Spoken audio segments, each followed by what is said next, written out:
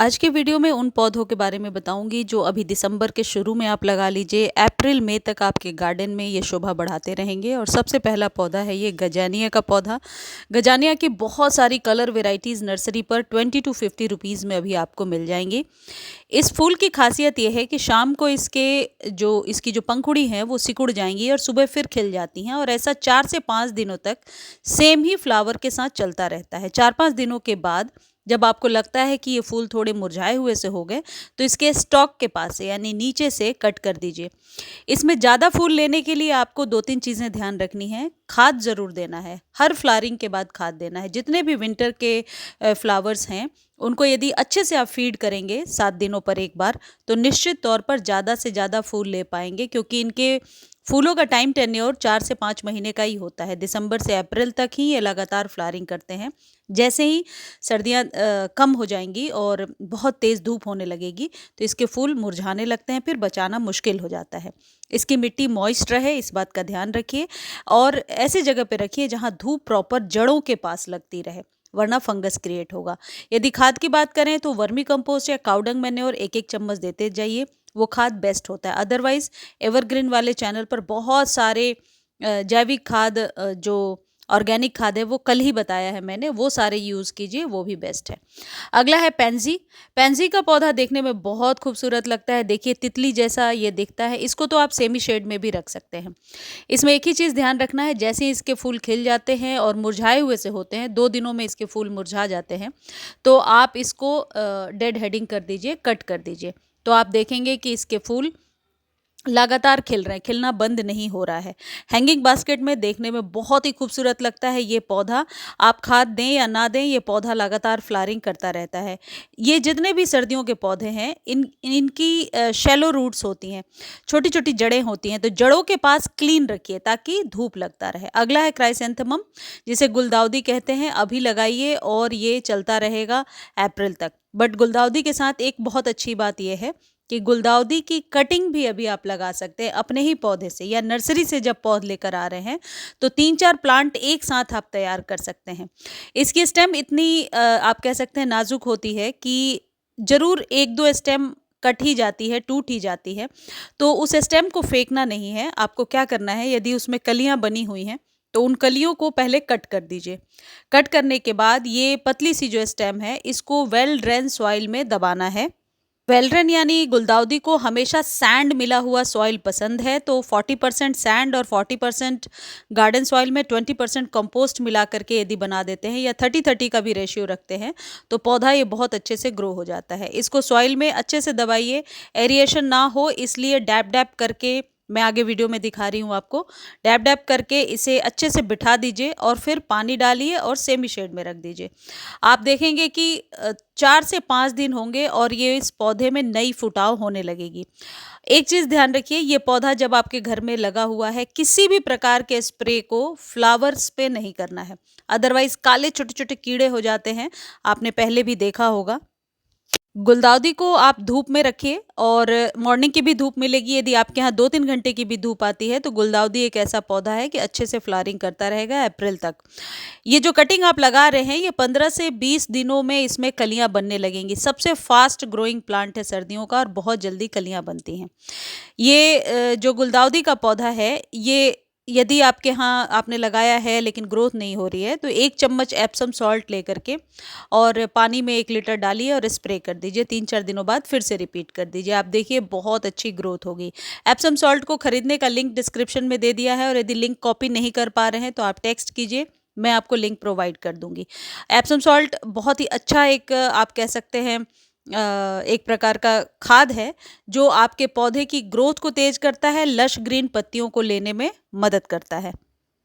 अगला पौधा है मैरीगोल्ड, यानी कि गेंदे के फूल। किसी भी वैरायटी को अभी आप लगा सकते हैं, और सबसे अच्छी बात है इसके बीज, इसके जो फूल होते हैं सूखने के बाद यही बीज बनते हैं, और इनको आप सुखा करके बहुत आसानी से मिट्टी में जैसे ही डाल करके ऊपर से 1 इंच सॉइल डालेंगे और पानी से स्प्रे कर देंगे, आप देखेंगे 4 से 5 दिनों में न्यू फुटाव होने लगी है। तो गेंदे के पौधे को लगाना बहुत आसान है, और यदि नर्सरी से लेकर आ रहे हैं, और अक्सर लोगों की ये शिकायत होती है कि काले काले कीड़े या थोड़े पत्ते मुरझाए हुए से हो रहे हैं, तो इस बात का ध्यान रखिए।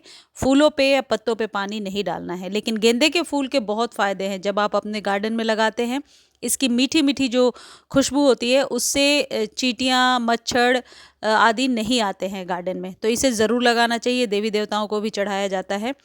बस इस बात का ध्यान रखिए, जितने भी सर्दियों के फूल हैं उनका डेड हेडिंग करना ज़रूरी है। ये है जरबेरा डेज़ी, सेमी शेड वाला पौधा है। आप इसको डायरेक्ट सनलाइट में रखेंगे तो पत्तियां जलने लगेंगी। इसके फूल जब खिल जाते हैं, स्टॉक के पास से नीचे से कट कर दीजिए और खाद दे दीजिए। खाद आप सारे वही खाद दीजिए जैसे वर्मी कंपोस्ट या काउडंग मैन्योर। कोई और खाद देने की ज़रूरत नहीं है। डीएपी भी पानी में घोल करके दे सकते हैं। और आप देखेंगे कि 4 से 5 दिन होंगे और न्यू स्टॉक फिर से निकलने लगेगी। इस पौधे को तो आप बचा के रख सकते हैं गर्मी में, घर के अंदर यानी लिविंग रूम वगैरह में रखिए जहाँ पर एसी हो और थोड़ी ठंडक मिले, और सर्दियों में इसे बाहर रखिए। जरबेरा डेजी बहुत ही सुंदर लगता है, बहुत ही खूबसूरत पौधा है सर्दियों का। अगला जो पौधा है जो अभी आप खरीद करके ला सकते हैं वो है डायंथस। 20 to 50 रुपीज़ में डायंथस का पौधा आपको आसानी से नर्सरी पर मिलेगा। इसके इतनी सारी कलर वेराइटीज़ हैं और देखने में बहुत ही खूबसूरत लगता है। ये पौधा जितना घना होगा उतना ही खूबसूरत लगेगा। तो जैसे ही आप नर्सरी से लेकर आते हैं और इसे रिपॉट कर लेते हैं, ऊपर से सारी कलियों को काट दीजिए। 4 से 5 दिनों में न्यू कलियाँ आएंगी और पौधा ज़्यादा घना होगा। ये डायंथस का पौधा पिंचिंग के द्वारा ही घना होता है। डायंथस को भी खाद देना ज़रूरी है। 7 दिनों पर एक बार खाद देते जाइए। मस्टर्ड केक वाला फर्टिलाइज़र भी दे सकते हैं। मस्टर्ड केक एक एक चम्मच पाउडर फॉर्म में भी आप दे सकते हैं।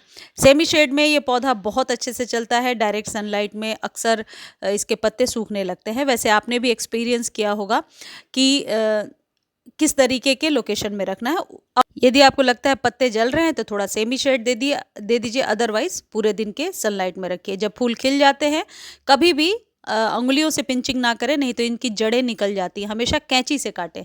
अगला जो पौधा आप देख रहे हैं ये है जेरेनियम। इससे भी वैसी खुशबू आती है जैसे गेंदे के फूल से आती है। और ये इस पौधे के पत्ते भी बहुत ही खूबसूरत होते हैं देखने में। बहुत सारी कलर वेराइटीज़ अभी आपको नर्सरी पर मिलेंगी। इनको अभी आप ले लीजिए, अप्रैल तक तो लगातार फ्लावरिंग करेंगे। उसके बाद भी इसे बचाया जा सकता है, जैसे जरबेरा के लिए आपको बताया कि घर के अंदर रखना है। तो जब आप इसे डायरेक्ट सनलाइट नहीं देंगे, बहुत आसानी से ये पौधा चलता जाएगा। अभी 50 से 100 रुपये में आपको नर्सरी से मिल जाएगा। जब भी पानी दे रहे हैं इस बात का ध्यान रखें कि सॉइल बहुत ज़्यादा ड्राई हो चुकी है, 2-3 इंच ऊपर से ड्राई नज़र आ रही है, तभी पानी दीजिए। ज़्यादा पानी देने से ये सर्दियों के जितने भी फूल हैं इन पर फंगस लग जाता है, क्योंकि वैसे भी धूप कम मिलती है सर्दियों में। तो कोशिश कीजिए कि पानी जितना रिक्वायर्ड है उतना ही दीजिए। बिल्कुल पाइप से नहलाना बंद कर दीजिए, जो गर्मियों में अक्सर हम अपने पौधों को करते हैं। इसको यदि आप एनपीके वाला खाद देंगे तो ये इस पौधे की ग्रोथ बहुत अच्छी होती है। एनपीके 19-19-19 1 चम्मच पानी में डालिए और अच्छे से स्प्रे कर दीजिए। स्प्रे करना है पत्तों पे, फ्लावर्स पे नहीं करना है। जब कभी सर्दियों में आप खाद दे रहे हैं पौधे को, मॉर्निंग में दीजिए, ताकि जब सनलाइट हो तो सनलाइट में ये पत्तों के ऊपर यदि पानी है तो वेपोरेट हो जाए और पत्ते जो हैं वो फंगस का शिकार ना हो। अगला मेरा सबसे पसंदीदा पौधा है और ये है गुड़हल। हाइब्रिड गुड़हल अभी खरीद लीजिए और लगातार फूल खिलेंगे। ये तो खैर गार्डन से कभी जाते ही नहीं है। एवरग्रीन वाले चैनल पर आप जाकर देख सकते हैं। गुड़हल पर सबसे ज़्यादा वीडियोस मैंने शेयर किए हैं और गुड़हल में मेरी मास्टरी हो गई है। गुड़हल का पौधा कैसा भी हो, जो खाद मैंने बताए हैं वो खाद यदि आप यूज़ करते हैं तो निश्चित तौर पर लगातार फूल खिलते रहेंगे। हिबिस्कस हाइब्रिड और देसी दोनों ही लगाया जा सकता है। इसका कोई डोरमेंसी का टाइम नहीं होता। ऐसा लगता है कि सर्दियों में डोरमेंट होगा, वो डोरमेंट नहीं होता। उस समय क्या होता है कि धूप कम मिलती है तो फ्लावरिंग नहीं होती है। अदरवाइज़ ये लगातार जो हाइब्रिड है सर्दियों में फ्लावरिंग करता रहता है। देसी वाला भी फ़ेब से लगातार अभी नवंबर तक फ्लावरिंग कर रहा है। अगला पौधा है कैलेंचो। इसमें देसी और हाइब्रिड दोनों वैरायटी आती है। कैलेंचो की कटिंग अभी आप लगा सकते हैं। अपने ही पौधे से 3-4 पौधे तैयार कर सकते हैं। बहुत जल्दी इसमें कलियां बनने लगती हैं और मैंने वीडियो भी थोड़े दिन पहले शेयर किया है, तो उसका लिंक मैं डिस्क्रिप्शन में दे दूँगी। यदि कैलेंचो की कटिंग लगाना चाहते हैं, बहुत आसानी से लग जाती है। बस पानी कम देना होता है, क्योंकि सकुलेंट्स जितने भी होते हैं उनको ज़्यादा पानी देने से वो पौधा ख़राब हो जाता है। ये देसी वाली वैरायटी है और ये सालों भर चलती रहती है। इसको अभी आप अगला जो पौधा है ये तो सर्दियों का राजा है, इसे हम भूल ही नहीं सकते, और ये है पिटूनिया। पिटूनिया अभी लगाइए, डेड हेडिंग करते जाइए। जब फूल खिल जाएंगे और मुरझा गए तो इस तरीके से तोड़ दीजिए यहाँ से, तभी नई फ्लावरिंग इस पर होगी। पिटूनिया को मस्टर्ड केक वाला फर्टिलाइज़र दीजिए हर एक 7 दिनों पर 1 चम्मच, और आप देखिए भर भर के फूल खिलेंगे। यदि आप लोग पुराने व्यूअर होंगे एवरग्रीन पर, आपने देखा होगा कि पिटूनिया में एक साथ कम से कम 100-150 कलियां बन गई थी। मस्टर्ड केक के फर्टिलाइज़र से ऐसा होता है। पिटूनिया को पूरे दिन के सनलाइट में रखना है। छोटे कंटेनर में लगाइए इन पौधों को, और थोड़े चौड़े मुंह वाले में लगाइए, ब्रॉड हो जो फैल सके। ये क्लेमेटिस है, इस पौधे में अब फ्लावरिंग हो रही है। कई लोग मेरे व्यूअर पूछ रहे थे कि मेरे क्लेमेटिस के पौधे में फ्लावरिंग नहीं हो रही है, तो मेरे अभी इक्ज़ोरा और क्लेमेटिस सभी में फ्लावरिंग होने लगी है। यही वाले खाद मैं दे रही हूँ जो आपको बताया है।